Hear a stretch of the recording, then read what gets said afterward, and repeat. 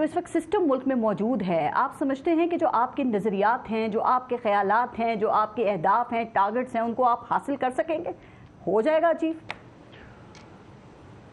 अच्छा पारस, आपको पता है कि क्योंकि आप बहुत बड़ी एंकर हैं, तमाम सियासतदानों से मिलती हैं, पार्टीज़ को भी जानती हैं, तमाम उनके सरबराहान को भी जानती हैं।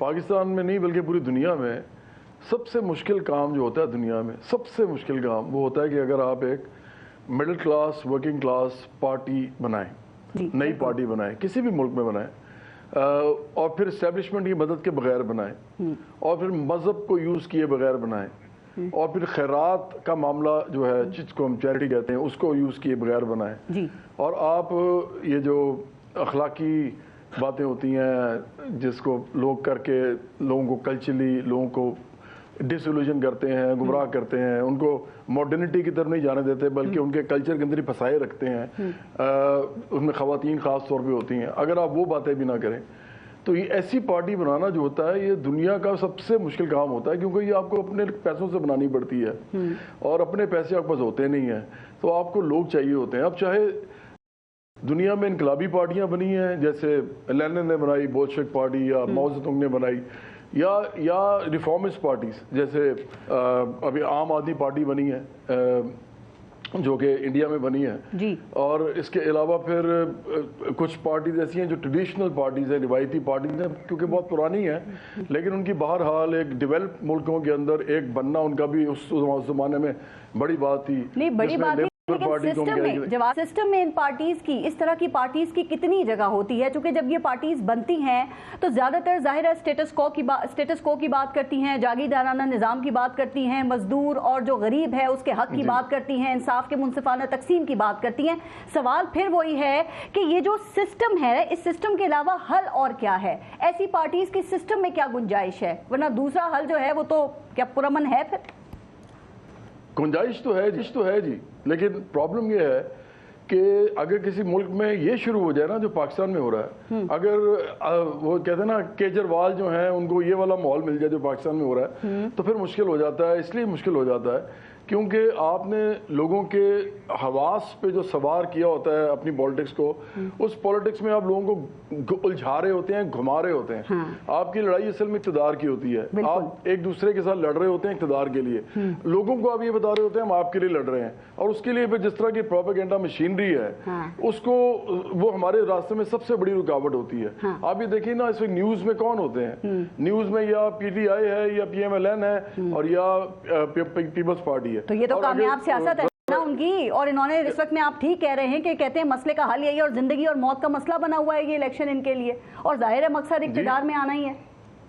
बिल्कुल। और आप ये भी देखिए कि अभी ये सारे बातें करते हैं इतनी, मुझे बताएं आइन और कानून ये बार बार बोल रहे हैं। इस मुल्क में आइन और कानून जो है ना वो अमीरों के लिए चलता है, ठीक है। एक्चुअली गरीबों के लिए आइन और कानून है ही नहीं। मैं आपको दो एग्जांपल्स दे देता हूँ। आप आइन की अगर बात करते हैं तो आप आर्टिकल 3 की बात क्यों नहीं करते? भाई वहां पे सो मोटो नोटिस क्यों नहीं लेते? कोई भी चीफ जस्टिस हो, कोई भी सुप्रीम कोर्ट हो, वो क्यों नहीं कहती? सर इसके ऊपर जरा आते हैं, लेकिन आपके ऊपर एक एतराज है और इमरान खान के हामियों का एतराज ये है कि जब आप बात करते हैं, तकरीर करते हैं, जब आप कोई खिताब कर रहे होते हैं तो फिर आप ज्यादातर इमरान खान के ऊपर बहुत ज्यादा तनकीद करते हैं। तो उसकी वजह क्या है? कभी आप कहते हैं कि वो डिक्टेटर हैं, कभी आप कहते हैं कि वो दोगला इंसान है, कभी आप ये कहते हैं कि वो फाशिस्ट है। आप क्या समझते हैं उनको? रिफॉर्मिस्ट समझते हैं?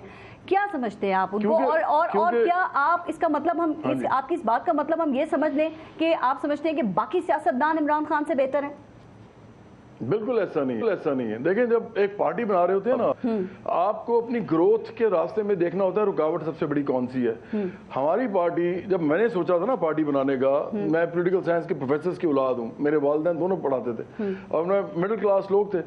तो जब मैंने सोचा था, मैंने अपनी इंजीनियरिंग कुर्बान की, मैंने अपना करियर जो है म्यूजिक में बनाया ताकि मैं मशहूर हो सकूं। ये यूनिवर्सिटी की बात है जब मैंने सोचा था। अब मसला ये है कि जब मैंने ये स्टार्ट किया कि आखिरकार चलो इतना मशहूर हो गया हूं कि मैं कुछ कर सकता हूं, मुझे इस मुल्क का गाँव में कस्बों में भी लोग जानते हैं, मेरा म्यूजिक ऐसा था, मैंने खास तौर पर बनाया था सब म्यूजिक, अवामी म्यूजिक। तो अब मुझे पता चला कि भाई मेरे रास्ते में तो रुकावट सबसे बड़ी शख्सियात है। अच्छा, शख्सियात में क्या है कि हमारी तो लड़ाई जो है ना वो है सिस्टमैटिक या सिस्टमिक, جو پرابلمز ہیں پاکستان کی اسٹرکچرل پرابلمز ہیں ان کے اوپر لڑائی ہے کہ بھئی آپ سبسڈی کیوں دیتے ہیں امیروں کو, آپ ٹیکس کی چھوٹ کیوں دیتے ہیں, آپ ایمنسٹی کیوں دیتے ہیں, آپ پلی بارگن کیوں کرنے دیتے ہیں, آپ اس ملک کے اندر قرضے لے کے معاف کیوں کرنے دیتے ہیں لوگوں کو, اور ایسا روز کیوں دیتے ہیں. ہمارا تو یہ پرابلم ہے. اب درمیان میں رکاوٹ عمران خان ہے, اس کے مقابلے ہمارے سامنے عمران خان ہے. کیونکہ عمران خان یہ سیاست کیا نہ رہے, عمران خان وہی سیاست کریں جو باقی لوگ کر رہے ہیں. اب ہم جن کو لوگوں کو کہہ رہے ہیں کہ یار یہ کرنا چاہیے اس ملک میں, اس کے سامنے یہ کھڑے ہیں جی میں تو بڑا انقلابی ہوں, میں تو یہ بڑا ریفارمر ہوں. وہ ہیں کچھ بھی نہیں. تو آپ کے مطابق آپ کہہ رہے ہیں نا کہ اس طرح کی سیاست نہیں کر رہے, لیکن آپ دیکھیں تو اس وقت پاکستان کا پاپولر ترین لیڈر کون ہے؟ یہی کہا جاتا ہے کہ عمران خان ہے. آپ کہتے ہیں نوجوان نسل کو اس نے تباہ کر دیا, نفرت پھیلا دی. بتائیے کیسے پھیلا دی؟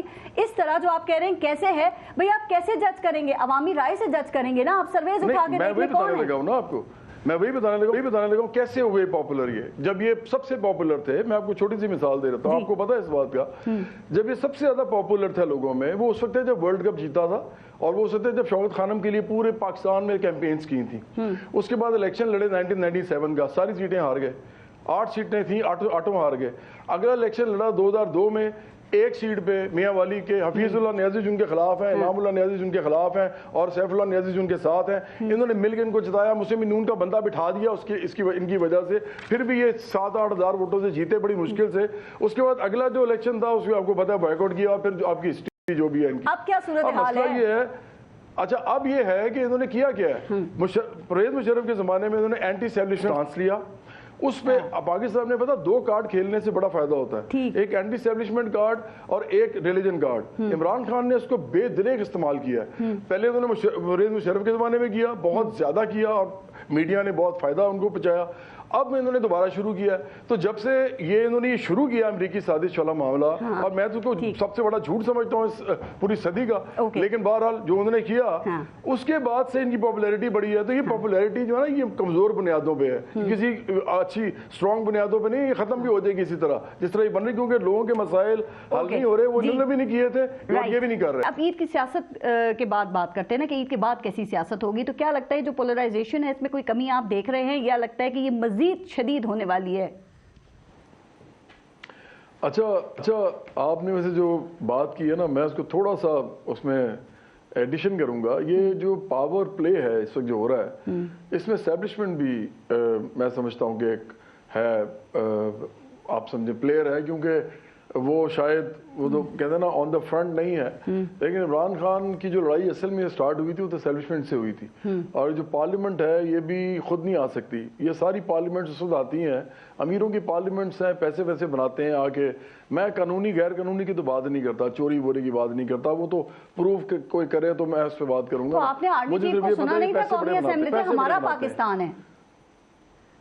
وہی نا جی, بات یہ ہے کہ یہ ہم سب کا ہی پاکستان ہے ویسے تو, لیکن میرا خیال ہے کہ میں تو مڈل کلاس کا آدمی ہوں. مجھے یہ پتا ہے کہ مڈل کلاس جو ہے وہ اب غربت کی لکیر کی طرف گر رہی ہے, اور جو غریب ہے وہ تو بیچارہ, میں آپ کو سچ بتاؤں بہت عرصے سے میں دیکھتا ہوں کہ پاکستان کے اندر میں نے تعلیم پہ بڑا کام کیا ایک زمانے میں, تاکہ ایک تو لوگوں کی بھلائی ہو جائے, اور دوسرا میرا نام بنے کہ لوگوں کے اندر کام کرتا ہے, تاکہ میں سیاست کر سکوں بعد میں. تو میں نے بڑا کام کیا ایک زمانے میں. مجھے یہ پتا ہے کہ لٹریسی ریٹ یہاں پہ جو ہے اصل میں, اور جو بتایا جاتا ہے, اسی طرح یہ جو ہیلتھ کی ایشوز ہیں, کیونکہ basic health units Pervez Musharraf کے زمانے میں خاص طور پہ میں نے بڑے وزٹ کیے, تو میں نے وہ بھی اس زمانے میں ایک نسیم اشرف صاحب ہوتے تھے, وہ ان چیزوں پہ کام کر رہے تھے. تو میں نے دیکھا کہ وہ تو برائے نام ہے ہیلتھ سروسز. پاکستان کے اندر جو حالات ہیں غریبوں کے پہلے اتنے برے تھے, اس وقت پتہ کیا حال ہے, اب لوگ اپنی روٹیاں بھی کم کر رہے ہیں, نہ ہیلتھ ہے نہ ایجوکیشن ہے, اس کے علاوہ مفت آٹا دے تو رہی ہے حکومت, کیپیسٹی نہیں ہے. وہ اور بات جان جوکھوں میں ڈال کے مفت آٹا لے رہے ہیں, لیکن حکومت مفت آٹا دے تو رہی ہے. وہ یہی تو مسئلہ ہے نا.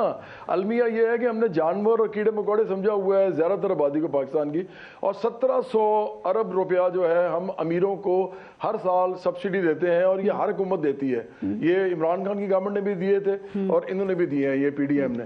اور یہ جو جتنے بھی گورنمنٹس بنی ہیں ابھی تک تو اسٹیبلشمنٹ کی مدد یا سپورٹ کے بغیر یہ نہیں بنی, یہ سب کو پتا ہے. ایک بات میں آپ سے کہہ رہا تھا, مجھے کمپلیٹ کرنے دیجیے, کہ آئین جو ہے نا اس کا آرٹیکل 3 کہتا ہے کہ from each according to his ability to to each according to his work, یہ صاف لکھا ہوا ہے. اس کے علاوہ بھی اس میں کچھ چیزیں ہیں کہ آپ نے یہ چیزیں پرووائڈ کرنی ہے. خاص طور پہ ایجوکیشن آپ نے ہائی اسکول تک حکومت نے دینی ہے، ریاست نے دینی ہے. مطلب یہ آئیڈیلسٹ بات نہیں ہے، دنیا میں کہاں ایسا ہوتا ہے جو بات آپ کر رہے ہیں. میں لکھا ہے، میں کانسٹیٹیوشن کی بات کر رہا ہوں نا جی، آپ آئین کی بات کرتے ہیں. وہ تو نہیں عمل ہو رہا نا. تو آئین میں آئین جو ہے وہ تو تمام پاکستان کے لیے نا، ہمارا پاکستان سب ہے اس میں.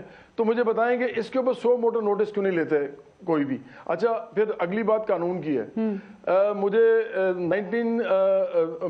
2013 میں ہم نے ایک آرگنائزیشن بنائی ہوئی تھی، 2011 میں بنائی تھی ویسے تو، international youth and workers movement, عالمی نوجوان اور محنت کش تحریک. ہم پارٹی کی طرف جانا چاہتے تھے تو ہم ممبرشپ کرتے تھے، اور وہ اس طرح کی ممبرشپ تھی. وہ ہم نے ایک سوشل آرگنائزیشن بنائی تھی، رجسٹر کرائی تھی، اور اس کے انڈر ہم پھر یہ ممبرشپ آرگنائزیشن بنا رہے تھے نوجوانوں کی اور مزدوروں کسانوں کی اور مڈل کلاس کی. اچھا اس کے اندر جب میں تھا تو میں نے کامران شیخ ہیں جو کہ اکرم شیخ جو ایڈوکیٹ ہیں بہت بڑے، ان کے بیٹے ہیں، اور وہ پروگریسو آدمی ہیں. ہم بھی یہ سمجھتے ہیں کہ اس طرح کی سیاست پاکستان میں ہونی چاہیے. انہوں نے میری طرف سے پٹیشن دائر کی 2014 میں، اور اس کا پٹیشن نمبر بھی مجھے پتا ہے 1965، اور اس کا جو 2014 میں ہوئی تھی یہ لینڈ ریفارمز کے اوپر پٹیشن. وہ چیف جسٹس کون تھے اس وقت؟ افتخار چودھری میرے خیال میں، نہیں افتخار چودھری تھے، یا 2014 کی میں بات کر رہا ہوں، مجھے اب صحیح طرح اس وقت یاد نہیں آ رہا، لیکن بہرحال کامران شیخ نے وہ کی تھی. اچھا اس کے بعد کافی عرصے کے بعد ثاقب نثار میرے ساتھ ایک دفعہ بیٹھے گیریزن یونیورسٹی میں. میں نے ان سے پوچھا اسٹریٹ، میں نے ان سے کہا کہ آپ مجھے بتائیں کہ آپ نے لینڈ ریفارمز کا کیس کیوں نہیں سنا، سو موٹو نوٹس کیوں نہیں لیتے آپ لوگ اس کے اوپر. یہ تو اسٹرکچرل پرابلم ہے پاکستان کے اندر. فیوڈل پالیٹکس ہوتی ہے، اسپیس پہ کانسٹیٹوئنسی پالیٹکس ہوتی ہے، بڑا کچھ ہوتا ہے. پاور پالیٹکس کا بہت بڑا حصہ ہے یہ، اور لوگوں کو یہ اندر آنے نہیں دیتے عام لوگوں کو سیاست میں. تو انہوں نے کہا کہ جی اصل میں دیکھیں ہوا یہ وہ ہوا، میرے سے غلطی ہوئی، میں نے نہیں سنا، لیکن مجھے یقین ہے کہ آنے والے چیف جسٹس ضرور سنیں گے. اور اس بات کو بھی اب ہو گیا ہے، میرے 4 سال ہو گئے ہیں. اب مجھے بتائیے یہ تو یہ ملک ہے، کون سا آئین، کون سا قانون؟